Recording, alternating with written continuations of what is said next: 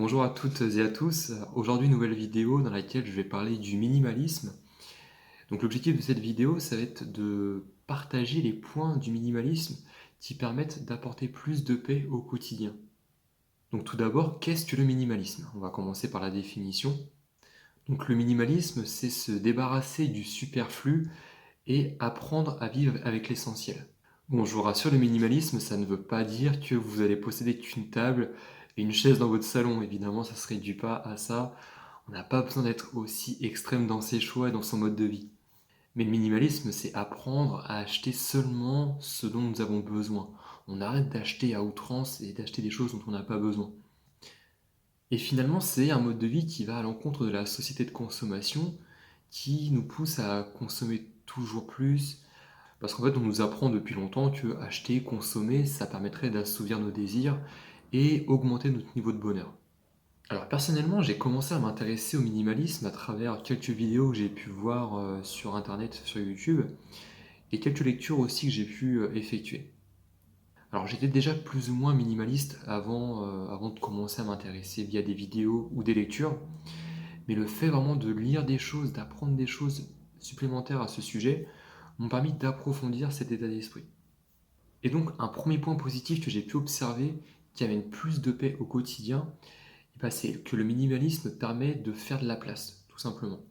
Voilà, vu que vous achetez moins, vous serez encombré, vous serez moins encombré d'objets, vous n'aurez pas des objets partout, à tout va. Et donc, le fait d'être moins encombré, on peut se sentir plus libéré. Vous allez voir que chez vous, c'est plus spacieux.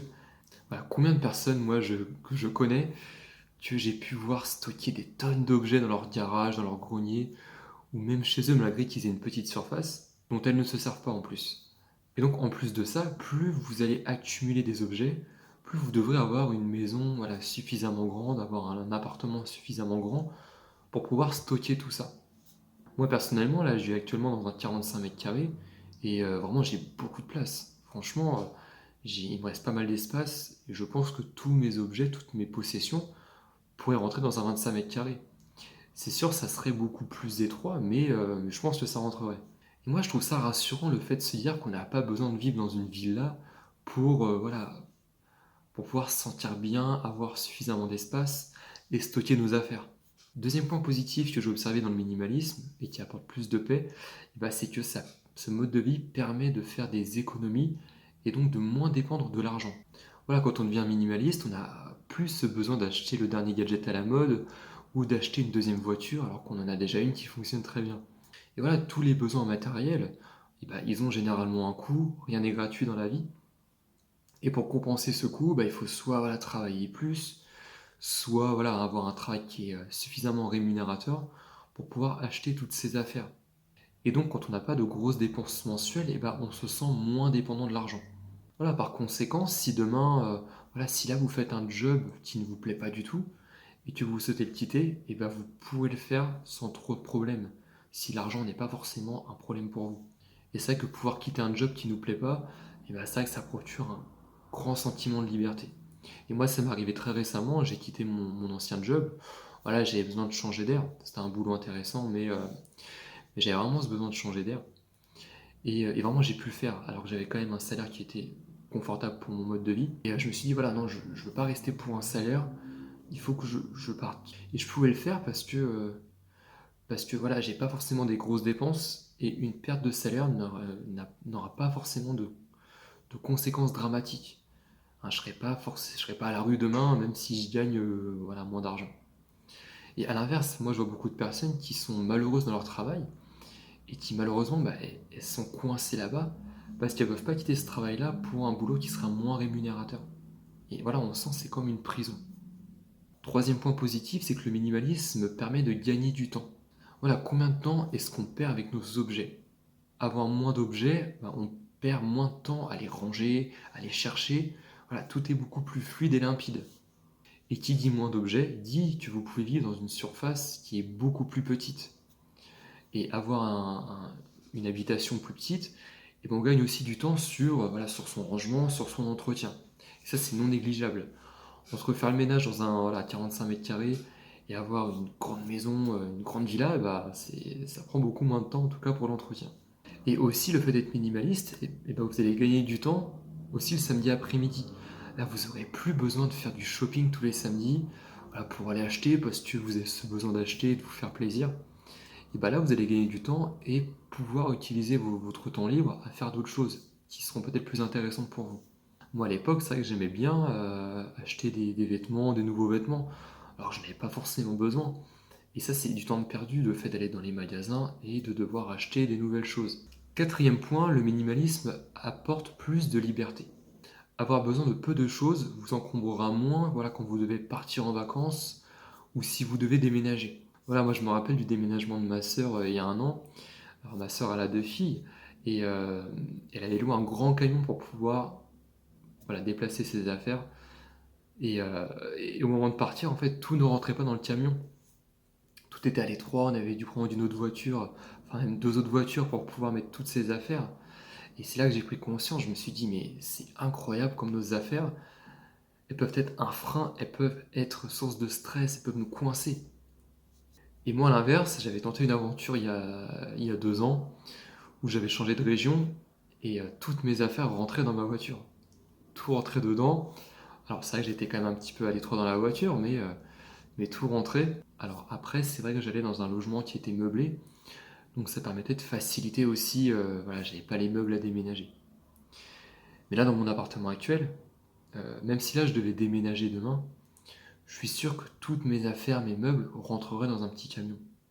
Et je serais pas dans le cas de figure de ma sœur où vraiment je suis à l'étroit, tout ne rentre pas. C'est vrai que ça procure quand même beaucoup de liberté.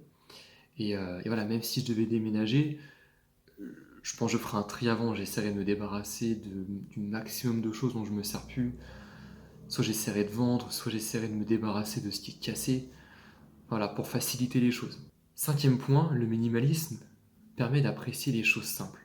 Moi, ce que j'ai pu observer, c'est que plus on apprend à vivre avec peu, plus on est reconnaissant de posséder ce que nous possédons. Et également, on est beaucoup plus satisfait quand on reçoit un cadeau. Moi, quand je reçois des cadeaux à Noël ou à mon anniversaire, vraiment, je reconnais la valeur des choses. Je me dis, j'ai une chance, voilà, à ce qu'on m'offre ce cadeau-là, même si c'est des choses simples. Et j'avais pas forcément cet état d'esprit avant. Ouais, c'est comme si on prenait conscience de la valeur des choses. Voilà, moins on a de possession, plus on se rend compte de la valeur des choses. Voilà, si actuellement vous avez un mode de vie, voilà, vous vivez modestement, vous n'avez pas forcément beaucoup d'argent, et voilà, quand vous fait un chèque de 10 000 euros, bah, je pense que vous serez très content de recevoir ce chèque. Si à l'inverse, vous êtes millionnaire, vraiment l'argent c'est pas forcément un problème pour vous, et quand vous faites ce même chèque de 10 000 euros, et ben, je pense qu'il n'aura pas la même saveur ce chèque de 10 000 euros. Voilà, on aura moins, peut-être moins cette reconnaissance de sa valeur. J'ai pu observer que les personnes qui aiment acheter de nouvelles choses, voilà, posséder beaucoup d'objets, eh ben, elles sont jamais réellement satisfaites et ont toujours besoin d'acheter des nouvelles choses, voilà, avoir toujours plus. Voilà, elles accumulent les possessions, mais ça ne semble jamais assez, il y a toujours un petit goût amer. Ou alors elles vont être satisfaites au moment où elles achètent les choses, mais avec le temps, bah voilà, les objets perdent de leur saveur. Voilà, moi c'est vrai que depuis que je m'intéresse à ce mouvement, eh ben, j'ai vraiment une vraie reconnaissance, voilà, face à mes possessions, de posséder les objets que je peux avoir. Si je prends l'exemple de ma télé qui a 12 ans, alors c'est vraiment un écran basique, voilà, elle est pas très grande, elle n'est pas forcément en haute définition. Je suis vraiment reconnaissant de l'avoir, voilà, elle fonctionne bien. J'ai pas besoin d'avoir une nouvelle télé beaucoup plus grande qui sera voilà, haute définition, et je la changerai seulement le jour où elle fonctionnera plus. Et donc, au-delà des objets, on apprend aussi à apprécier les moments qu'on peut appeler simples.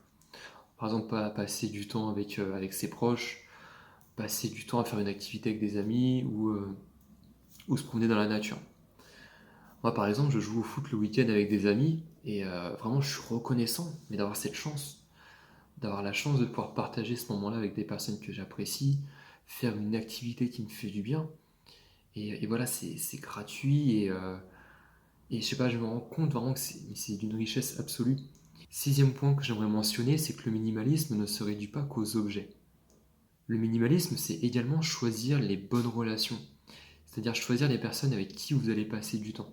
Voilà, on prend conscience qu'il est inutile d'avoir des centaines de connaissances, des centaines de personnes à qui parler. Ce qui compte, c'est d'avoir voilà, peu d'amis peut-être, mais au moins avoir des personnes sur qui compter, des personnes sur lesquelles on sait, voilà, on se sent bien avec elles. On n'a plus besoin de chercher la quantité, on cherche la qualité. Et c'est la même chose avec les objets, on cherche à avoir voilà, peu d'objets, mais qui nous conviennent, qui nous satisfassent. Et voilà, le minimalisme, c'est aussi apprendre à mieux gérer son temps. Voilà, on se perd moins dans des distractions. En fait, on prend conscience que notre temps, il est précieux et voilà, qu'on ne souhaite pas le perdre dans des choses inutiles et qui ne nous apportent pas réellement du bien-être au quotidien. Donc, dans le minimalisme, on sélectionne les possessions qui sont réellement importantes, mais on sélectionne aussi les activités qui nous apportent réellement du positif. Et ça, voilà, ça apporte beaucoup de bien-être au quotidien.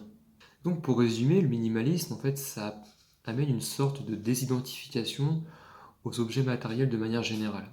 Autrement dit, on prend conscience que l'aspect matériel a ses limites dans notre bien-être. Et donc on apprend ainsi à se satisfaire d'une vie qui est plutôt simple, plutôt sobre, et voilà, et ça amène beaucoup plus de liberté et un plus grand sentiment de légèreté au quotidien. Voilà, j'espère que cette vidéo vous aura aidé sur le minimalisme. N'hésitez pas à vous commencer voilà, à réfléchir à ça, vous poser la question de voilà, qu'est-ce qui est vraiment essentiel dans votre vie, quels sont les objets vraiment importants pour vous. Voilà, donc je vous dis à très bientôt et prenez soin de vous.